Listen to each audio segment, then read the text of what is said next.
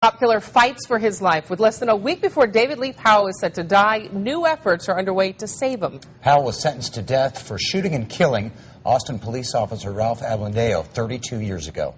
Fox 7's Jenny Lee joining us with the story. Jenny. Mike and Loriana, Powell's attorney filed a motion late yesterday asking a judge to withdraw the execution date, which is this coming Tuesday. We just learned minutes ago that the judge denied that motion. So the Court of Criminal Appeals has the case now, and the attorney expects to hear something this week, whether or not it will grant or deny a stay of execution. And Richard Burr says his client's 30 years of exemplary living on death row has made the prediction of Powell being a danger to society in the future unreliable.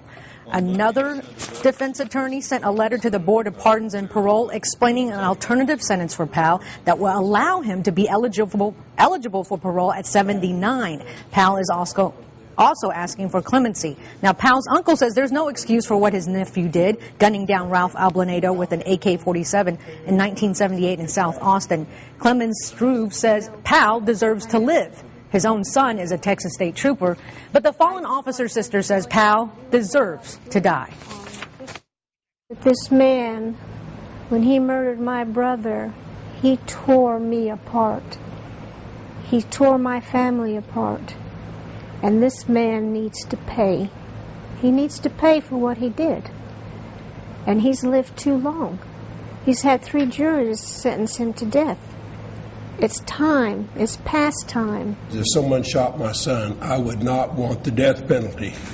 As a matter of fact, I think 30 years, 32 years really, in prison is a lot more punishment for killing someone than the death penalty. About 100 retired and active APD officers will be traveling to Huntsville to support the Ablandeo family, not to witness the execution. As a result, the Austin Police Association says it has received 5 to 6 death threats. More on this story coming up tonight on the Fox 7 News Edge at 9. Back to you, Loriana.